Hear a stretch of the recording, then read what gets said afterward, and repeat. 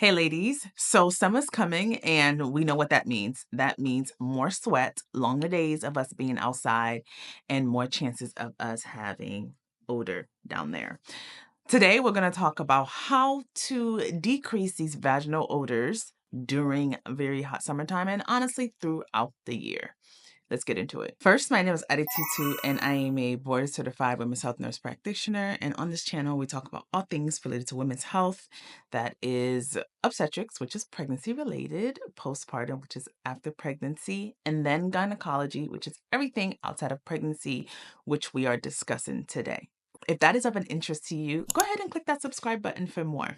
Today, we're going to talk about a very popular topic, which all of us women have probably experienced a few times in our lifetime, which is vaginal odor. We're going to focus on vaginal odor that happens because of hygiene issues or products that we're using, not because of infections, okay? Any infections will need to be treated with either antibiotics or antifungals. So it's very important for you to get those checked to find out what the specific infections are and then get that treated. We're not talking about that today. Those smells are more foul, they're more fishy, they are in your face and hard to miss. Today, we're talking about when that natural vaginal odor kind of starts to smell a little bit stronger, right? First of all, let's dive into what a natural vaginal odor is supposed to smell like. It has a smell. Yes, it has a smell. It is tangy, right? It's kind of like a yogurt-like smell. So you take a yogurt, you smell it. That's sort of like how we smell, simply because we're more acidic. So that's like an acidic type of smell. Now, sometimes that can get trapped because of moisture down there, right? We have discharges all around the clock. So because of it being trapped or because of products we're using, it can start to smell a little bit stronger and unpleasant. So today we're just going to talk about how we can kind of decrease those smells and enjoy our days outside without worrying about whether we smell or not. So we're going to start off with how to properly wash ourselves, okay? So this is something that a lot of women always have questions about, like, how do I wash myself? I feel like I'm not washing myself properly. Well, the truth is a majority of us are not. So I'm going to show you a quick diagram and we're going to kind of go over that. You have the labia majora, which is on the outside, and then you have the minora, which is in the inside. So we're going to call it outer lips, inner lips. So the outer lips is where you should be washing with soap. And the soap you should be washing the outer lips with is still not the soap that you're going to be washing with the rest of your body. Because you know how us women are. We like to do the scented, the loofah. We like to do all of the things that make us smell good when we get out the shower. But down there is completely different. You do not want to use anything scented, anything with fragrance, anything that can slip into the inner lip and cause a misbalance of your pH, right? It can just cause these issues that we don't really have time for. So for the outside, what you want to do is wash with things that say on the product, unscented, sensitive, or fragrance free. Okay. So look for any of that does not have any fragrance. I have been using Dove Unscented since I was a teenager, since I discovered that I was messing up my pH balance, and it's worked for me. Now, even with that, you want to make sure that you're not even washing inside of the lips. Inside of the lips, you want to just wash with water. You are in the shower, it's falling down on you. Just let it wash down, or you can take some water, let it wash down. Don't scrub too much. So you really want to use just water. And then when you get out the shower, we make sure that we are patting her dry. All right.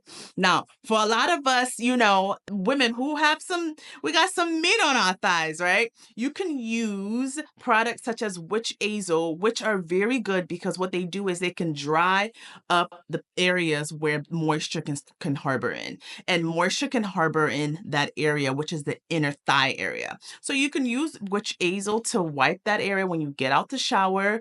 I use it under my armpits and things like that because it's very drying. So it dries up my skin and then it doesn't hold moisture. So I literally smell like my deodorant all day because the moisture of my skin, it dried it up.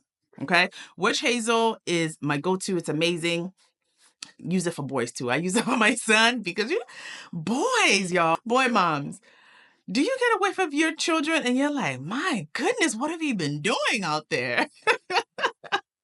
But Anyways, so witch hazel is one of my go-tos for my inner thigh. So you can get out the shower, use that, and then always allow your vagina to dry up, right? So you want to be in your towel, go around your day and like go look for your outfit, get your hair done, let her dry up before you put underwear on, right? Again, where moisture traps in, it harbors, and then it comes together, and then that smell can get stronger and stronger just because it's not able to kind of have a release of that odor.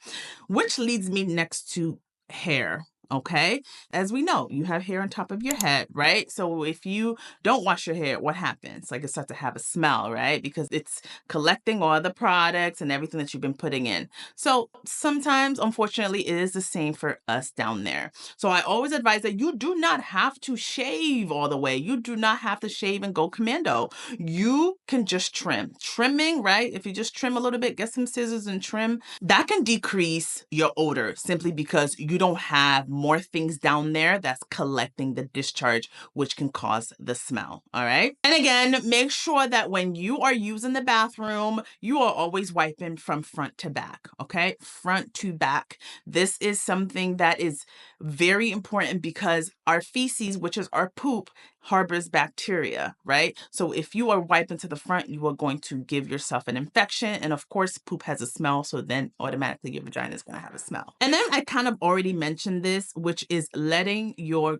girl breathe. Let her breathe. Okay. Let her breathe. If you put underwear on, you're keeping your vagina moisturized for 24 hours around the clock, right? Because you're holding that moisture, you're trapping it in. That's why at night you should just let her breathe. Okay. Let her breathe. You don't have to wear underwear. You're in the comfort of your own home, right? These things can help to take away the vaginal odors.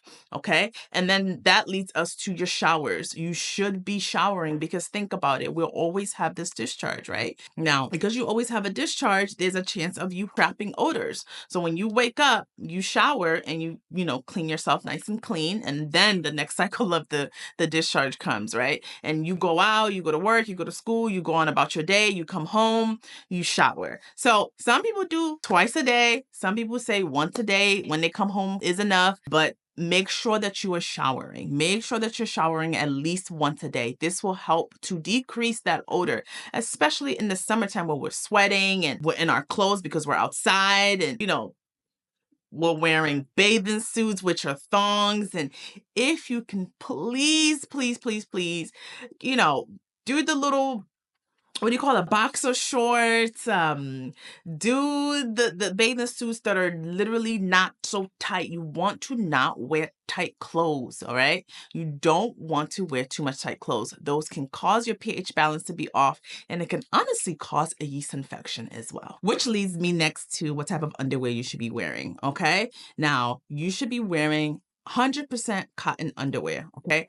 Cotton is one of the best fabrics for your vagina because it's breathable and it keeps moisture away. Okay. We want to keep moisture away. We want an underwear that is not going to trap this moisture and keep trapping it and increase our natural odor. You want to avoid synthetic fabrics, okay, and tight clothes because again, they're trapping that discharge is trapping the odor and they're going to trap bacteria. We have natural bacteria down there. We have natural yeast down there. And if it traps and it keeps on trapping, then it's going to give you an overconsumption, which will give you a smell. So you want to make sure that you're wearing breathable clothes so you can let her breathe and air out. And if you're someone who has extra discharge, which, most of us do during our ovulation, right? When we're ovulating, we tend to have more discharge. We tend to have a different type of discharge. You should be changing your underwear at least twice a day, depending on whatever is going on in your life, right? You also want to make sure that you're showering at night. If you want to be somebody who wants to decrease odor,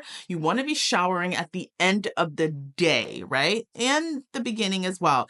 This is a big debate. It's like, do you shower in the morning? Do you shower at night? At least if you're not even showering at night, when you get home, just make sure that you're doing a good, gentle wipe of yourself. But I would advise that you always shower after a long day, right? This leads us next to hygiene during your menstrual cycle, right? This is a little bit more sensitive simply because you are having blood come out, right? And blood already has a smell. Blood has a blood-like smell. It's metallic, right? Now, as your period gets older, it can start to smell a little bit stronger, right? Because old blood now can start to have a stronger smell, okay? So this is why during this time, you want to make sure that you're, of course, showering often, changing your underwear, but you want to focus on natural organic products, right? Because your tampons and your pads, those can actually cause you to have a stronger smell if they have fragrance in it, synthetic materials, chemicals, which a lot of these feminine products actually have, unfortunately. Okay, so you want to stick to organic feminine products, the ones that are fragrance free, the ones that actually help minimize trapping of moisture, minimize trapping of bacteria. Make sure that you're reading the box to your feminine products, and make sure that you're changing your pads or your tampons every 2 to 3 hours. Or menstrual cups, right? Menstrual cups, they don't have any fabrics, right? Those tend to actually harbor less smells because it is more internal. So a lot of women say that they don't even experience any smell at all if they're using menstrual cups or discs. But for us girlies who are using pads and tampons, we tend to harbor smells just because it's outward and it actually traps it, and we can smell it whenever we use the bathroom. So make sure again that you're sticking to organic feminine products. Now, believe it or not, the foods that you're eating can actually influence how your vagina smells, okay? If you're eating foods that are high in carbohydrates, that are high in protein, like you're eating processed meat, you're eating all these things that are not natural for your body, your vagina recognizes that and it's going to literally come out in your odor, okay? So you want to make sure that you're eating foods that are high in antioxidants, vitamins, probiotics. So foods like your green leafy vegetables, your fruits, your whole grains, yogurt, right? Foods like kimchi, sauerkraut, foods that have natural probiotics in them. And then, of course, I always say every woman should be taking probiotics, whether they're eating foods that are high in probiotics or not, simply because there are certain probiotics, the strains that we need. You can see it on the bottle. There are certain strains that our vagina naturally has that these probiotics gives us that will help us with our vaginal pH, okay? And then it gets you just smelling like you naturally should, okay? So I'm going to list the strains here. Make sure that when you are reading the labels of the probiotics, you're seeing some of these strains on them, okay? That will really help you with your vaginal pH and just keeping it nice and balanced. So depending on what's going on with your vaginal microbiome, you may take probiotics twice a day, but once a day should be enough. But let's say that you keep having a yeast infection or you keep having BV and things like that, you want to double up on your probiotics.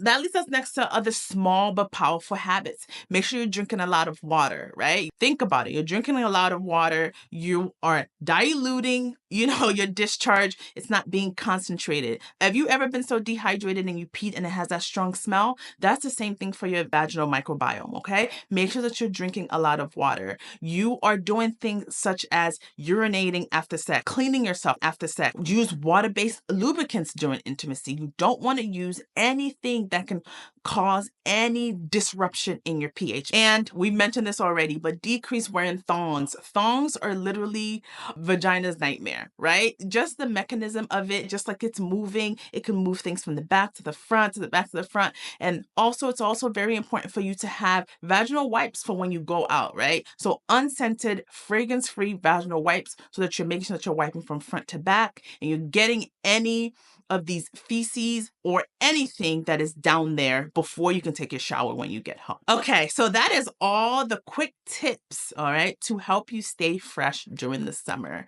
I know that taking care of your vaginal health isn't just about smelling good. It makes you feel empowered and comfortable, right? So that when you're out there, you're mingling, you're having your best time, you're not feeling awkward. Like, do I smell? Do I have this odor? It makes you feel really, really, really firm and confident. So I really hope that this video can help you do that. Again, always thanking you so much for watching. For more on women's health, make sure that you are subscribed. You take care of yourself. I'll see you next time.